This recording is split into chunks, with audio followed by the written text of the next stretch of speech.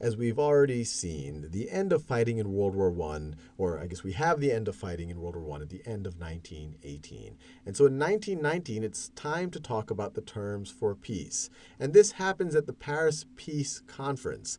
And at this conference, you have all the parties of all the major warring parties. But the terms of peace are dictated by the winners. And the major powers among the winners are led by these gentlemen right over here. This is Prime Minister Lloyd George of the UK, Vittorio Orlando of Italy, Georges Clemenceau of France, President Woodrow Wilson of the United States. And they come to the Paris Peace Conference with very different outlooks of what the peace should look like. We already learned about President Wilson's 14 points. It was very idealistic. It talked about making the world safe for democracy, how people should determine their own fate, how we should have the self-determination, the end of empires, free trade, creating a League of Nations so that you can avoid things like World War I again.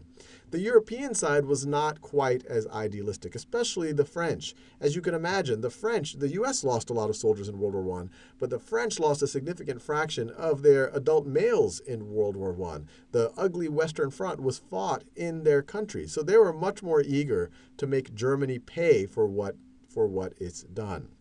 And so the terms of the treaty with Germany, the Treaty of Versailles, and the Treaty of Versailles, it's important to note, is only one of several treaties that came out of the Paris Peace Conference. It tends to get the most attention because it was the treaty with Germany, Treaty of Versailles, and many people blame it for being part of the cause for World War II. It so humiliated Germany that it was so unacceptable that it allowed a character like Hitler to come along and lead Germany back into war. But the Treaty of Versailles was the treaty with Germany. You have other treaties with the Austrians, and now since the Austro-Hungarian Empire is being broken up, the Hungarians, the Ottomans, so on and so forth. But the Treaty of Versailles did several things. First, and this was kind of in line with especially the French thinking, is it assigned the guilt to Germany. So war guilt for Germany. And depending on where you view, you could view this as a fairly strong thing. The argument for saying Germany is responsible for the war is in late July, early August of 1914, it didn't take much for Germany to declare war on Russia, then on France, and then invade Belgium. I mean, this was literally a matter of days. It was pretty clear that Germany was already mobilized to do this. It was eager to do this, and it did do this without much provocation. At that point, it was really just based on Russian mobilization. Now, those who would argue that this was a little strong would say, hey, look, Germany definitely played a role in the war and maybe escalating the war, but it didn't start the war. You have the assassination of the Archduke Franz Ferdinand of Austro-Hungary, and it was supported by elements in Serbia. Then you have the Austro-Hungarians who put out these very hard terms to the Serbians: bring these people to justice immediately, otherwise we're declaring war. It seemed like they wanted to declare war. They do declare war in July of 1914. Then the Russians, they don't let that just be a little regional conflict. The Russians decide to start mobilizing, giving the Germans kind of the pretext to justify their invasions, to kind of trigger this blank check that they've given the Austro-Hungarians. So there's a lot of blame that could go around, but the Treaty of Versailles places it with Germany. And then this justifies the rationale to make Germany pay for the war. So this leads to reparations for Germany, which essentially is like, look, Germany, you now have to pay the Allied powers for all of their lost, especially their losses to their economy due to the fact that you are guilty of starting of this war guilt. And the reparations were not just in paper currency. The reparations were in gold, in resources. And so it was a very tangible reparations. Now, it's an interesting question because these reparations are often referred to when people talk to these were disabling reparations. They brought the German economy down. And it is an open question. They were large. In modern dollars, the estimates I've seen is that they were approximately $400 billion in 2013 money. Now, that is a very, very large number, but it's not a huge number for a reasonably sized economy like Germany, although the economy was in bad shape at the end of World War I. But this by itself, it's not clear whether it by itself would have debilitated their economy. More likely, or if you were to think this is a cause, it's more the humiliation of it, that the generations of Germans, many of whom 10, 20, 30 years in the future had nothing to do with World War I, would be continuing to pay reparations to the Allies. So there's a question of its impact on the economy, and there's just the question of how humiliating it was. And as we go, the reparations only last for about 10 years, and Germany pays the equivalent of about $60 billion in modern terms, $60 billion in 2013 dollars. That's the equivalent of about $5 billion in kind of 1920 money.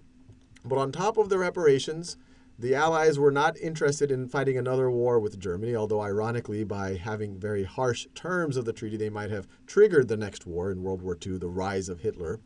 And since they didn't want to have another war with Germany, they essentially limited the German army to 100,000 men, which is a very small army. As we've seen in many of the battles, you had battles with 400,000 or 500,000 men. So this is pretty much almost just like a police force. It's not really an army, and they weren't allowed any longer to have submarines, U-boats, any kind of heavy military equipment, artillery, heavy artillery, military airplanes, battleships of any kind. So it's really just a scaffold of an army, so that there wouldn't be another, or they hoped there would not be another German invasion. And then on top of that, Germany was stripped of territory. And some of that was directly in Germany. Poland was carved out. Out of part of the German Empire. So this is the new Poland that's carved out of the Paris Peace Conference. So you see right over here, it kind of cuts Germany into two pieces. East Prussia is still part of Germany, but it's all by itself right out here. So Poland is cut out. Germany loses Alsace and Lorraine, which it captured in 1871 after the Franco-Prussian War. Mineral-rich region. The French have been eager to get it back. The Germans, actually, that was one of an arguable justification why they wanted to preemptively attack France, because they knew that France was eager to capture it back at some point in the future. But on top of that, Germany lost its colonies. And Germany was and nowhere near as big of an empire as, say, the British or even the French. It was actually a fairly new country formed in 1871, but it did have an empire. It had colonies in Southwest Africa, just in darker color, throughout Africa. It had colonies in the Pacific. It even had a colony in China. And all of that was then given over to the Allies. So the big idea from the Treaty of Versailles is that most historians would say it was really kind of sticking it to the Germans. The Germans felt it was humiliating, and one could argue that it did help lead to some of the extremism that we'll see in the next few decades of Germany. Now, the one win that Woodrow Wilson was able to get out of the Treaty of Versailles is it did set up the League of Nations. The League of Nations. Now, the irony here is that the U.S. does not ratify the Treaty of Versailles because it's suspicious of these kind of extra-national organizations. It actually wasn't happy with some of the territorial distribution, that it was just giving it from one empire to another as opposed to kind of having self-determination. So the U.S. was not actually a signatory. It did not actually sign the treaty. It did not ratify the Treaty of Versailles. But regardless of that, the Treaty of Versailles had a huge impact in kind of sticking it to the Germans. Now, on top of that, the Paris Peace Conference, as we've already said, had various treaties with the other Central Powers. And and I'm not going to go into detail on what happened, especially in the Ottoman Empire. That's, I think, worth another video. But the big effect on the Austro-Hungarian Empire is it was essentially not an empire anymore. It was split up into various countries. Austria was set up as a separate country, and actually the Treaty of Versailles, in the Treaty of Versailles, Germany is forbidden from in any way merging with Austria, a German-speaking country. You have Hungary becoming a separate state. You have a new state of Czechoslovakia. You have a new state of Yugoslavia. All of a sudden, the trigger of World War I, the desire of having this unified Southern Slavic state, is now becoming a reality. Bosnia, and you have Bosnia and Serbia and Croatia and Slovenia are taken out of the Austro-Hungarian Empire.